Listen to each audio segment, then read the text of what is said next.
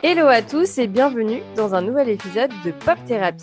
Aujourd'hui, on est en format mini-pop. Je suis toujours accompagnée de ma chère Anaïs. Hello à tous! Et aujourd'hui, on va faire un petit retour sur un groupe qu'on pensait connaître. Anaïs, je te laisse les présenter. Ce sont... On va mettre le bruitage.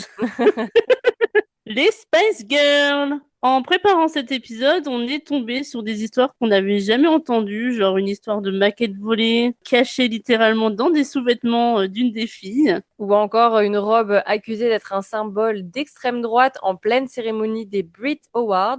Ou bien même Nelson Mandela qui déclare devant les caméras du monde entier quelles sont ses héroïnes. Et il y a même eu un lien direct avec un épisode qu'on a déjà fait sur le S-Club 7. Et on a parlé d'un certain Simon Fuller. Et Simon Fuller est de retour avec nous aujourd'hui.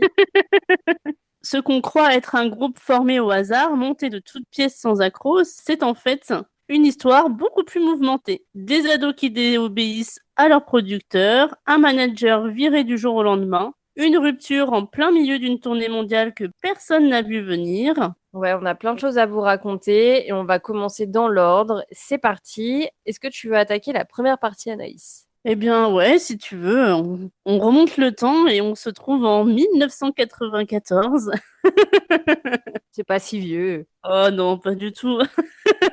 Donc début des années 90, un duo père-fils, donc Bob et Chris Herbert, dirigent une société de management qui s'appelle Art Management. Ils veulent créer un groupe de filles pour concurrencer les boys bands qui dominent totalement le marché anglais à l'époque. Et leur méthode, elle est hyper simple. Ils publient une annonce dans The Stage, le magazine professionnel de spectacle britannique, le 14 février 1994, et le texte demandait littéralement des filles de 18 à 23 ans, sachant chanter.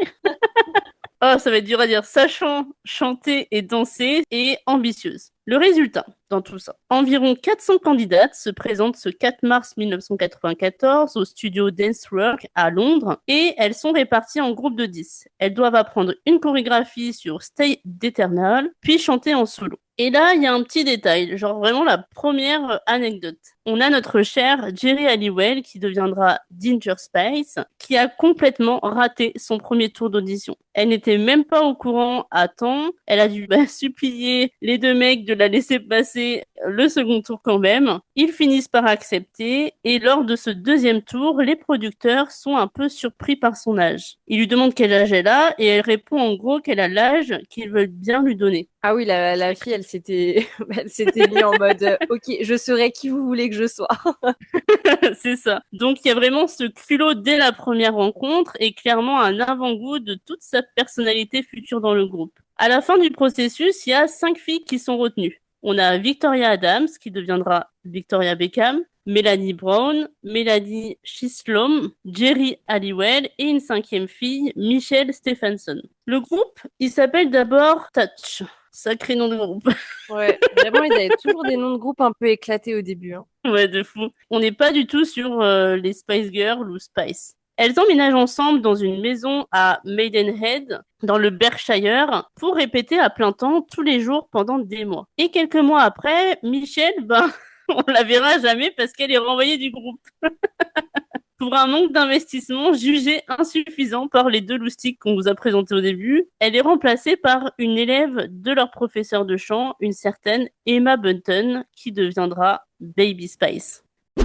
Et ça nous ramène juste un an après, en 1995. Donc c'est là que l'histoire devient assez dingue. Après des mois d'entraînement intensif, les filles, elles sont toujours pas satisfaites de la direction que veulent prendre les deux loustiques, comme tu le dis si bien, Bob et Chris Herbert. Elle trouve que le concept, il est un peu trop lisse, avec des chansons trop mielleuses, une image trop uniforme. Elles sont toutes habillées pareil. Enfin, vraiment le cliché pur et dur. Et surtout, le contrat qu'on leur propose est beaucoup trop contraignant. Voilà, il y a très peu de marge de manœuvre artistique pour elles. Tout est imposé, ça leur convient pas du tout. Donc, on est en mars 95. Elles vont prendre une décision radicale. Elles vont quitter Heart Management, mais pas les mains vides. Donc, c'est justement là qu'on arrive à l'anecdote. C'est devenu une légende qui a été racontée dans toute leur biographie. Elles récupèrent en douce leur propre maquette originale. Elles font un braquage, en fait, avant de partir. Dont une première version de Wannabe, je pense que vous savez quelle est cette musique, et de To Become One pour éviter que Heart Management ne garde les droits dessus. Et donc à ce moment-là, il y a Victoria Beckham elle-même qui a raconté dans son autobiographie que Jerry avait planqué les cassettes directement dans sa culotte pour pouvoir sortir du bureau sans se faire arrêter. Quand je te dis que c'est un braquage, on est vraiment sur un braquage en fait. Faut quand même avoir l'idée de cacher ça dans sa culotte, tu vois. Ouais, c'est ça, c'est ni vu ni connu. Tu sais, elle devait avoir des petites tenues un peu légères. Elles se sont dit, on met ça où? On n'a pas de poche? On a une culotte. C'est bon, tout va bien.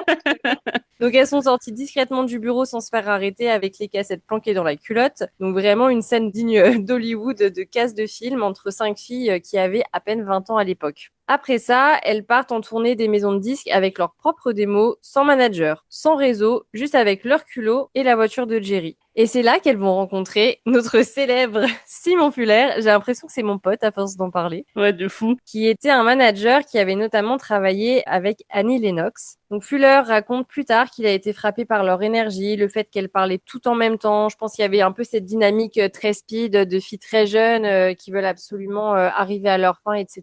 Qu'elles étaient hyper drôles, pleines d'énergie. Et du coup, il décide de les signer. Et grâce à Simon, elles vont décrocher un super contrat avec Virgin Records en septembre 1995. On saute le temps un petit peu et on est un an plus tard encore en 1996 et c'est là que l'anecdote qu'on adore particulièrement fait son arrivée. Lors d'une toute première session avec les producteurs Richard Stannard et Matthew Rowe, Wannabe est composé en une demi-heure. Genre vraiment littéralement 30 minutes montre en main. Les filles, elles avaient déjà des bouts d'idées en tête depuis des semaines, des petits jeux de call and response entre elles, et les producteurs ont juste aidé à structurer tout ça en transformant tout ce bric-à-brac en vraies chansons pop. Et le petit détail amusant, c'est que notre chère Victoria n'était pas présente à cette session précise. C'est pour ça qu'elle n'a aucune partie chantée en solo sur le titre. Ah, mais c'est vrai, maintenant que tu le dis, ouais, c'est vrai. J'ai le clip qui me revient et en effet, on la voit pas du tout en solo. Ouais. Elle a manqué à l'appel. Et le morceau a failli ne jamais sortir tel qu'on le connaît. Simon Fuller envoie une première version à des producteurs américains qui reviennent avec un remix bourré de son hip-hop R&B. Jerry Halliwell, elle va décrire plus tard en interview que c'était quelque chose de franchement raté. Et les filles, ensemble, font pression jusqu'à obtenir un nouveau remixage. Franchement, c'est fou, cette force de caractère qu'on observe chez elles dès le départ de leur carrière. D'autant plus qu'elles n'ont rien pour faire poids. C'est des gamines débutantes. Il y a plein de producteurs qui pourraient dire, vous n'avez pas votre mot à dire et basta. Et en fait, elles ont réussi l'union fait la force. Elles ont réussi à s'imposer sans expérience et du haut de leurs 20 ans. Ouais, c'est fou. Et en fait, ça va amener à la version qu'on connaît aujourd'hui. On remarque vraiment qu'elles imposaient déjà une vision artistique avant même d'avoir sorti leur premier single et vraiment ce premier single qui les aura fait exploser. Donc Wannabe, il sort en juillet 1996. Je suis sûre que toutes et tous, vous vous souvenez de la première fois que vous avez entendu cette chanson. Elle est passée une multitude de fois dans les booms qu'on pouvait faire. Ouais. Pour ceux qui l'auraient pas, je peux vous la chanter de ma délicate voix. Ça fait un truc genre You wanna be my lover, gotta get with my friends. Voilà, de rien, c'était gratuit, ça me fait plaisir. Encore une fois, grâce à notre cher Simon, eh bien, Wannabe est numéro 1 en Angleterre, puis dans 30 pays. Aujourd'hui encore, c'est considéré comme le single le plus vendu de l'histoire par un groupe féminin. C'est vrai que cette musique, elle a quand même traversé les générations. Tout le monde connaît cette musique. Hein. Eh oui, un classique. Un classique. Qui nous amène à la partie 4 de cet épisode. Donc là, on va arriver sur la partie un petit peu accident, on va dire, du groupe, l'accident marketing, les premières fissures, etc. Là, ça va être un peu plus révélateur de tout l'épisode. Donc, on a tous les fameux surnoms de ces filles que vous connaissez peut-être. Donc, on a eu Scary, on a eu Posh, Ginger, Sporty, Baby. On les associe aujourd'hui totalement à leur identité et ça n'a jamais été inventé par elles ni par leur management. Ils sont sortis tout simplement d'un déjeuner en 96 française entre l'équipe de communication du groupe et un certain Peter Loren, qui était le rédacteur en chef du magazine britannique Top of the Pops. Et Loren a expliqué plus tard que son équipe avait juste l'habitude d'inventer des surnoms un peu bêtes pour amuser les lecteurs du magazine et que ça n'avait jamais été pensé pour devenir une identité mondiale. Donc c'est presque un peu une histoire de moquerie au départ et finalement ça a fait toute leur identité par la suite. Et donc une fois que ces surnoms ont été publiés dans le magazine, et ben d'autres médias britanniques ont appelé directement la rédaction pour demander la permission de réutiliser ces mêmes surnoms et en quelques semaines, c'est devenu carrément indissociable de l'image du groupe dans le monde entier.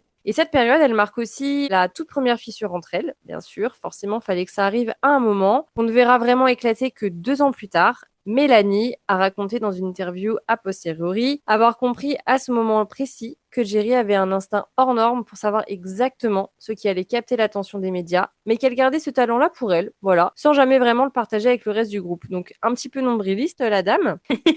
C'est une petite phrase qui, sur le moment, pouvait sembler assez anecdotique, mais qui va prendre tout son sens quand on connaît la suite de l'histoire que tu vas nous raconter. Alors on avance un petit peu, on se trouve en février 1997 et justement, j'ai l'exemple parfait de cet instinct de Jerry pour capter l'attention. C'est un des moments les plus iconiques de toute l'histoire de la pop britannique, c'est la fameuse robe Union Jack portée au Brit Award le 24 février 1997. À la base, les stylistes lui avaient prévu une robe noire toute simple, signée Gucci, rien que ça. Notre chère Jerry la trouve en gros hyper ennuyeuse pour l'occasion. Et alors elle a une idée, coudre un torchon aux couleurs du drapeau britannique directement sur sa robe noire. Sa propre sœur Karen, qui coud beaucoup mieux qu'elle selon ses propres mots, s'occupe de la couture à la dernière minute avant la cérémonie. Je sens le truc arriver. Mais le culot de faire ça, t'imagines, sachant qu'ils sont hyper encadrés sur les images, etc., sur ce qu'ils renvoient, et c'est du je m'en fous, moi je couds un torchon, c'est parti. Tu sais qu'on se rend vraiment compte de pourquoi Simon Fuller il a été hyper rigoureux avec le S Club 7, parce que s'il devait gérer ces 5 nanas-là... Oui, c'est clair qu'une fois que t'es sorti des Spice Girls, tu te dis bon, on va refaire les choses mais différemment, puis on va mieux les encadrer, parce que si ça repart en cacahuète comme avec les filles, là, pas 2 fois. Hein. Et on a un détail hyper croustillant moi, personnellement, je le connaissais pas du tout avant de préparer cet épisode, et je crois que toi non plus, Elvin. Non, ça me dit rien, ouais. C'est que sa styliste, elle va tenter de l'en dissuader en lui disant littéralement que ça pourrait faire passer cela pour un symbole d'extrême droite, en gros une référence au parti nationaliste britannique National Front, qui utilisait beaucoup ce drapeau à l'époque. Et Jerry, elle se démonte pas, elle veut toujours avoir le dernier mot.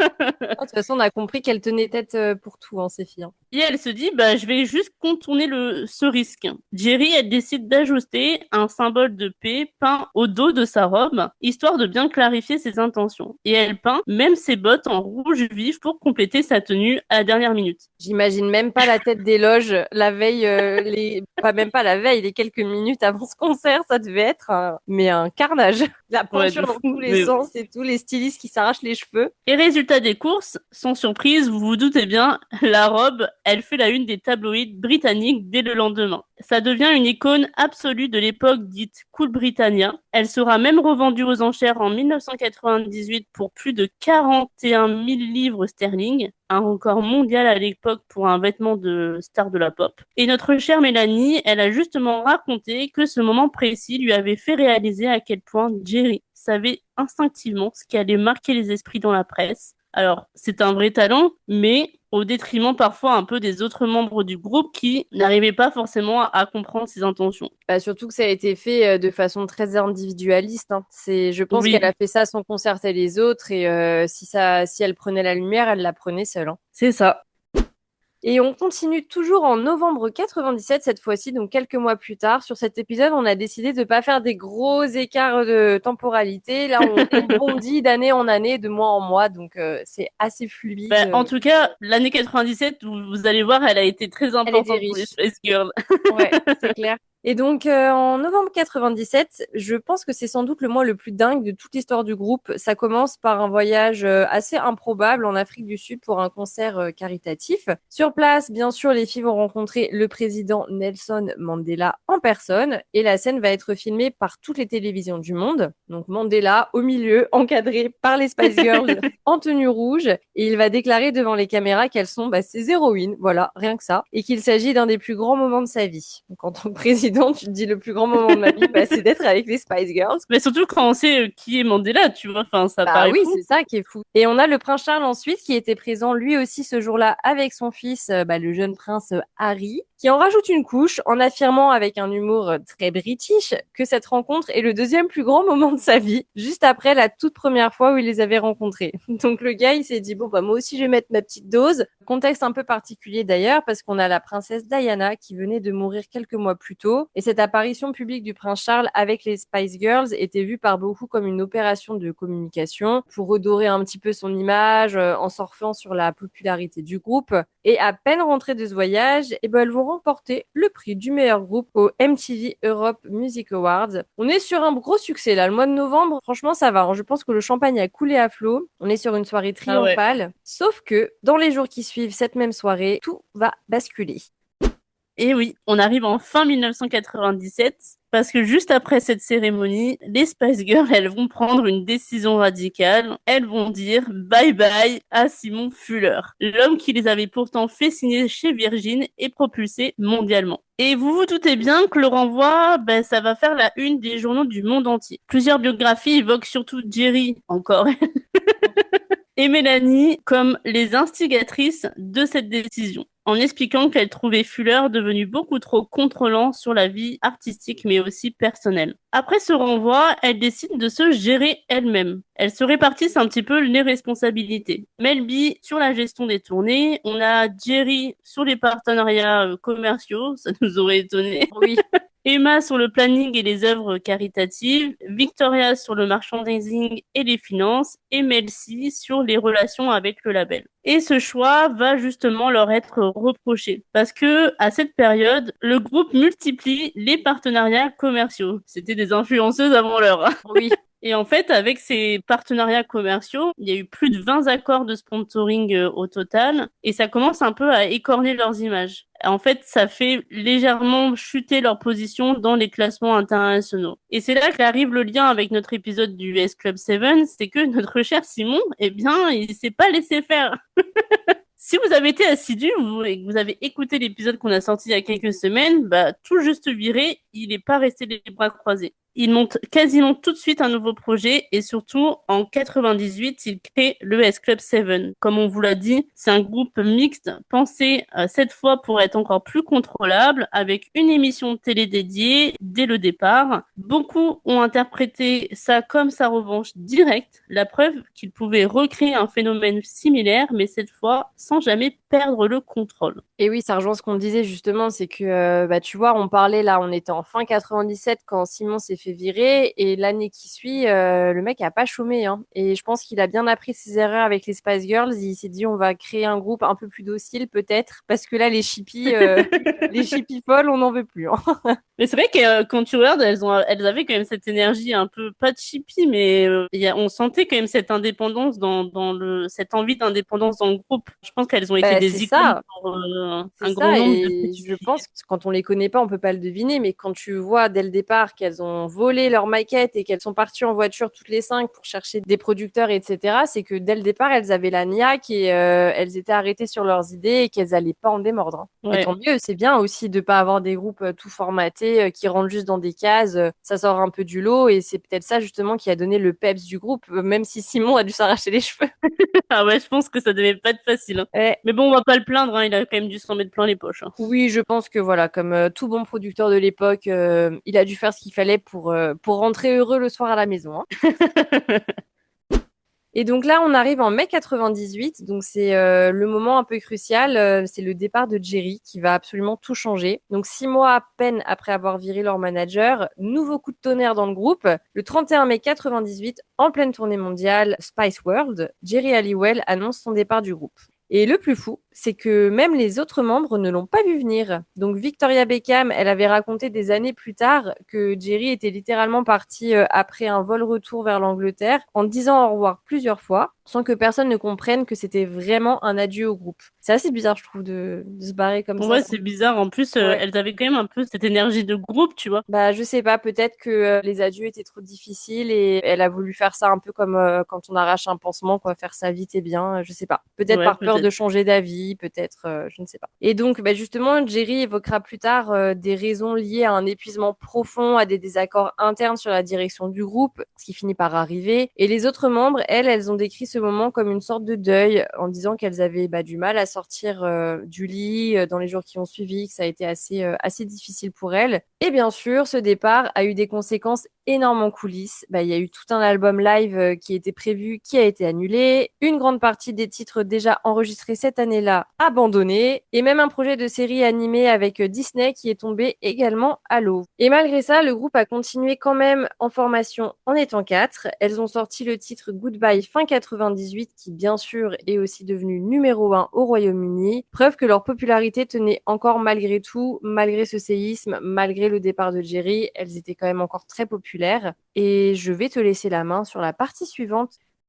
Et on arrive à la dernière partie que je trouve hyper intéressante, c'est qu'en repensant à toute cette histoire, c'est le paradoxe permanent entre l'image qu'on a gardée du groupe et en fait la réalité de sa fabrication. Parce que officiellement, les Spice Girls, c'est l'exemple typique du groupe entièrement fabriqué par une agence de casting, jusqu'au surnom de chacune inventé par un magazine, et sur le papier, il y a zéro contrôle artistique de leur côté. Et pourtant, à chaque étape clé de leur histoire, ce sont elles qui ont pris les décisions les plus radicales. Elles ont volé leur propre maquette pour rester libres. Elles ont imposé un remix de leur premier single contre l'avis de leur manager. Elles ont transformé, Jerry a transformé une simple robe noire en symbole culturel d'une décennie entière. Et finalement, elles ont viré l'homme qui les avait pourtant fait connaître mondialement. Et c'est cette tension permanente entre groupe manufacturé et coup de force artistique qui rend leur histoire fascinante avec le recul. Elles ont utilisé des outils d'un système hyper calculé tout en gardant un contrôle bien plus fort qu'on ne le pense sur leur propre trajectoire. On voit combien elles avaient quand même ce pouvoir de décision et combien le groupe avait cette force de faire un peu ébranler des D'imposer leurs idées, ouais. management et tout. Et c'est peut-être aussi pour ça que le mot d'ordre Girl Power, qu'on pourrait facilement réduire à un simple slogan marketing, a fini par avoir un vrai impact culturel qui a dépassé le groupe lui-même parce qu'il correspondait à une réalité concrète. Donc on a 5 filles qui ont à plusieurs reprises forcé la main à toute une industrie construite par des hommes autour d'elles. À l'époque des années 90, c'était quand même un coup de maître.